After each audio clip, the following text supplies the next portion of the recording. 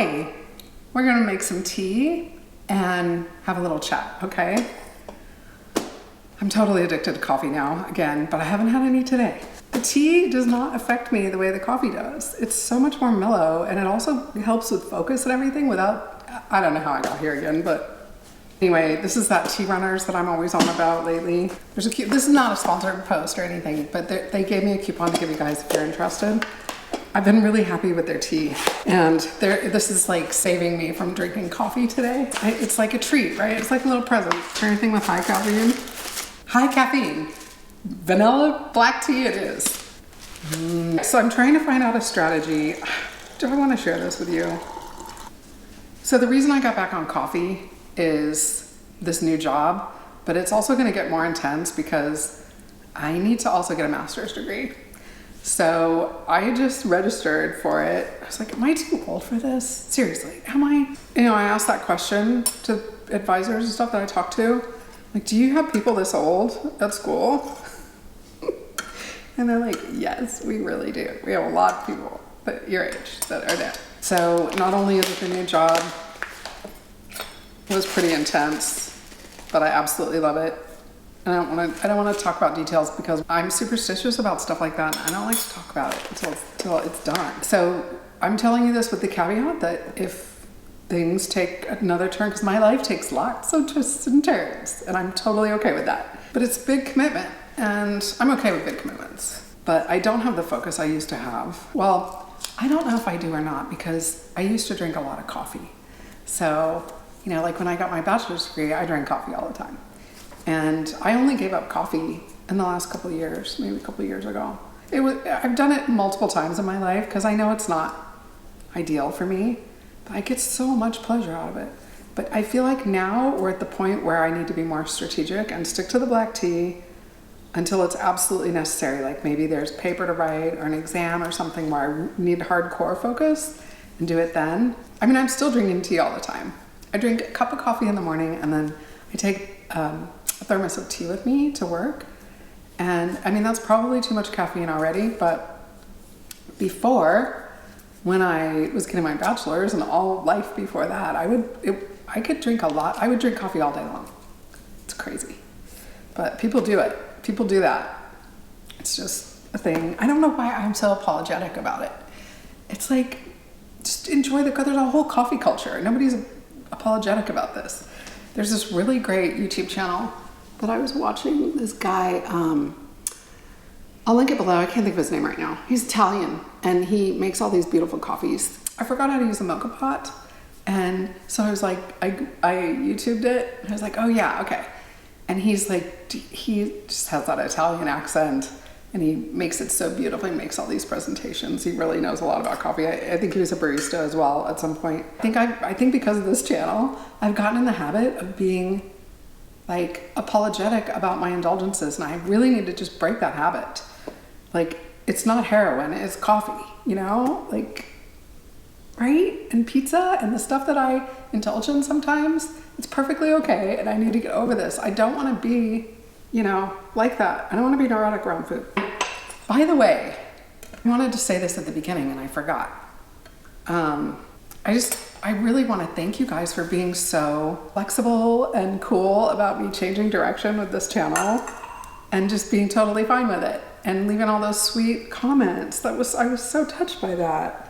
That's why I want to do this. I like the creativity of it, but I also really like the connection with you guys. Because, I mean, some of you have been with me for 2 years and it's really, you know, I feel like we're friends and it's just really nice.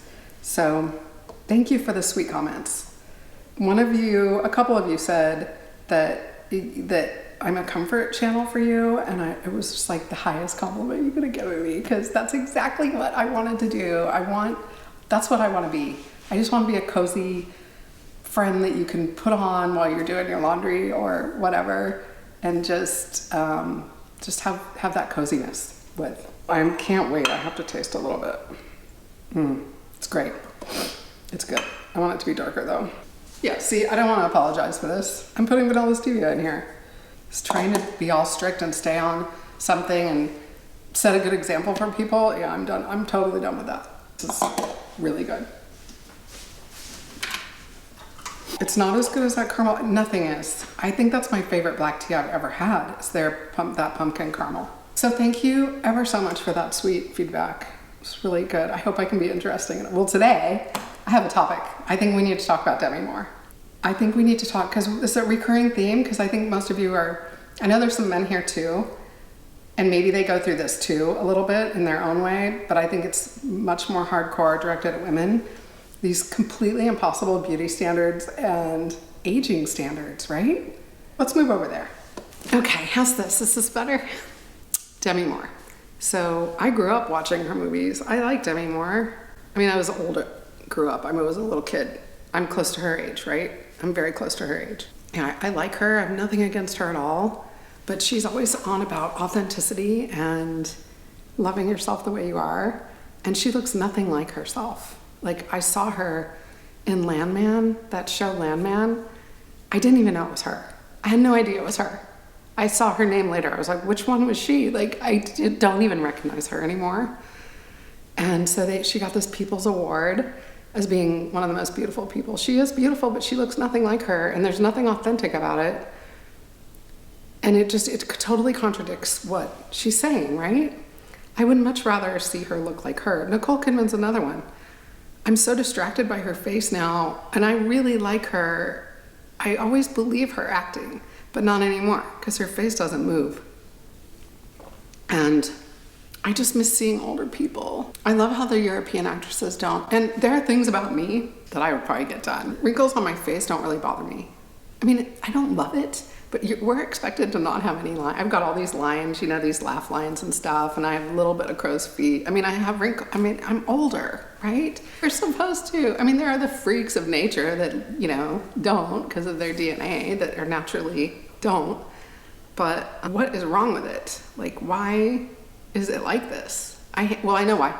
It's because of the industry, because it's like trillions and trillions of dollars they make off of women's insecurities. It's like same thing with the perfume and the body products and the makeup and the weight thing, you know, expecting us to constantly be worried about our weight. And I really thought that was changing with the body positivity. It seems like with the body positivity, they went so far in the other direction, promoting things that obviously aren't healthy. And there was backlash to that. And plus I've talked to younger women and girls, and they all feel self-conscious. I think it's the social media for them. We didn't grow up with that. If you're my age, you didn't grow up with that. And thank God. We grew up with Charlie's Angels, and we're like this thin and, you know, completely unrealistic. You know, it's been like this as long as I can remember. And I really hate that about our culture. Demi Moore winning this thing. Well, first of all, why are we still doing the beauty thing? Why are we still giving people credit for being beautiful? Being beautiful does not make you a good person. I mean, I appreciate beauty, but I also, in my mind, what I perceive as beautiful is different from what they're telling me is beautiful. Isabella Rossellini, she's got the wrinkles. She looks great. Who's that one? There's one that, she's English, Charlotte Rampling. I love her face. She has a beautiful face. She's got wrinkles, and she looks her age, and I want that. I want the world to be like that, and it's just all fillers and plastic. And I'm look at Demi Moore, and it makes me feel sad. It makes me feel sad for her, and it makes me feel sad for us. Because they're setting this bar for all of us. We don't have the tens of millions of dollars that they have to do that. And, you know, what about the risk? And what about, you know, I mean, it's just impossible. It's impossible. So I don't think there should be beauty, the top 100 most beautiful. I don't think we should be doing that. I don't like beauty pageants. I don't agree with that. I don't think they should be doing that. It's just gross. If our beauty was judged based on what's inside of us and not the external, it would be a completely different world, right? Totally different world. And I just miss seeing old people on TV. And, well, I don't watch TV, but you know what I'm saying. The shows I watch, the movies I watch, I miss that. I miss seeing normal looking people. What do you think about that? I mean, do you feel that way too? It's so disturbing to me. There's something, because I think we still have all these primal instincts, right? And on some level, we are watching people's faces move as part of our communication. And when that goes away, it's weird. It leaves me feeling weird. And I get Botox for my migraines, but the Botox that I get, like, you can still see my wrinkles. I get it. It's weird. They put it like back here and here and here, and they do a couple up here. It's not like cosmetic at all. It's very different. And I don't think I look different with it because I still have all these wrinkles. But I'm not saying if you get Botox, you're a bad person. But what I'm saying is, and I'm not even saying I'm against it or anything. As long as it doesn't have any long-term, I'm worried about long-term consequences of it. For me, that 2-month migraine that I hadn't had Botox for 2 or 3 years. And then I had this 2-month migraine that if you've been with me long enough, you know about that. But you'd seen me before, and I was looking at the videos, because I went through and deleted a bunch of videos. I was looking at my videos, and I can't tell the difference of before the Botox and after the Botox. I can tell the difference before the lights, though. And this may be inauthentic. I'm putting a light on my face to make myself look better, but I'm not wearing a stitch. Well, and I'm wearing some lip color, and that's it. I don't wear makeup. I just can't be bothered with that stuff at all. I was thinking about the women where I work. At least half of them do not wear makeup. They dress like me and they don't wear makeup and stuff. And I was like, that's cool. I found my people, I don't know where. I guess it started in Egypt with Cleopatra, right? They used pigments and stuff. But I just think it's so crazy that we've all been brainwashed to think we have to put stuff on our face to look acceptable. When I was young, I thought that. And that expression I have to put on my face before I can leave the house, that's crazy. That is insane. I really think people look better without makeup. That show Survivor, I watched that years ago. I know it's a stupid show, but I watched it. And I was always struck by how much more beautiful the women were on the show. Like when they were in the woods, when they were on the island, and then they do the thing where they have the reunion and they're all dolled up, and they were nowhere near as pretty. And I always thought, gosh, people look so much better without the makeup, to me. And there's a few famous women doing that. Pam Anderson's doing it. I can't think of anybody else, though. I know there's a few that don't do it, but that's the only one I can think of. And she's gorgeous. And I don't know why that's stunning and brave for people to go without makeup. It's so crazy. We're so screwed up. I just wondered if you feel that way, too, where you just want to see people look. I mean, even with these lights, you can see my wrinkles totally. And you can see them big time when I do it, when I don't have the lights. Well, it all depends on the lights, I guess. Sometimes the lights highlight it, but why can't we just embrace our wrinkles? Like, why is it bad? Why are we judged? Like, it's almost like a moral failing if you have wrinkles. It's ridiculous. We need to change that. I can never tell if things are getting better or if things are getting worse. Like, maybe it's a little bit of both. Like with the crime, it seems like it's so much worse, but they say it's better. Better than what? Medieval times or something? Like, better than what?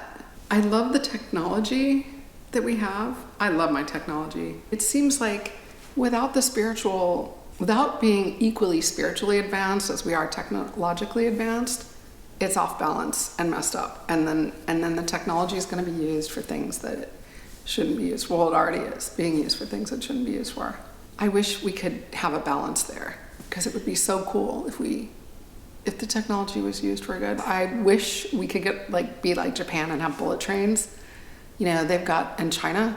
Asia's really doing some good things with their technology. They've got the bullet trains. I went to Japan, 25 years ago? Has it been that long? I fell in love with Japan. I could live there. I love Japan. And their technology was 10 years ahead of ours. Like, everything they had was 10 years ahead of ours. It was so cool. But now it's been all those years, and they still, was it really 25 years? It was under 25 years. Yeah, it's probably been about 22 years. It's crazy how fast the time goes by. They were 10 years ahead of them. I rode the bullet trains daily, and they're so cool. Why don't we have that here? Why? Is it some kind of auto lobbyist thing? Why don't we have that here? We should have bullet trains coast to coast, up and down our coasts. You should be able to get on a train and go anywhere. Have you ever thought about moving to Asia in your old age just to have access to all the stuff? I have. I've read that Thailand is really, really good with the medical and really cheap and just an affordable, beautiful, wonderful place to be. I've never been to Thailand. I want to go. But the things that I wouldn't like about it is the air quality and the heat, because I really love the four seasons. So if I had the money, it would be cool to go and live there part of the time. But people my age are moving to Thailand because they don't want to have to lose everything they have over a medical issue like we do here, and I really hate that, they take away, if you have to go on Medicaid, then they take away all your stuff so that your heirs don't get anything. And I don't know, we're so upside down with our medical. And our medical isn't even as good as, we're way low on the list. I mean, I'm not bashing this country. There's a lot of great things about this country. I mean, there's a lot of wonderful things about this country. I'm grateful I live here. I learned to be more grateful to be American by talking to people from other countries that had to go through a lot of crap. So it made me feel guilty for, taking things for granted, but because we have a lot of good stuff here. But what frustrates me about it is we have the capacity to have the public transportation, better medical, and unpoisoned food, and we don't do it because of profit. But I guess it's not like there's some magical country that doesn't do those things too. It's painful to see the potential not being realized. There's so much potential. We have so many natural resources. It's a beautiful country. I love that we can go from a tropical place in the Florida Keys to, the Pacific Northwest, and just and to Arizona and be in the desert, or New Mexico. We have beautiful, beautiful states. The East Coast with their beautiful trees. It's a great country. I don't think it's the best country in the world. You hear people say it's the best country in the world. I don't think that. I think there's lots of really great countries, and I would be totally open to going and living in one in my old age. I really want to learn Spanish, and I've considered going to grow old in a Spanish-speaking country, and I like the cultures. I think it'd be a lot easier to learn Spanish than Thai. But I think we don't do things like that because people we love we want to be in the same country as people we love, and then when you get older, you're more insecure about taking risk like that. But I'm totally open to it. I don't know if I would ever do it, but I'm totally open. Right now I'm involved in this. I'm on a path here, but not that it could never turn into something like that. It sucks when you get this age because you don't have enough time left. There's so many things I want to do, and there's not enough time.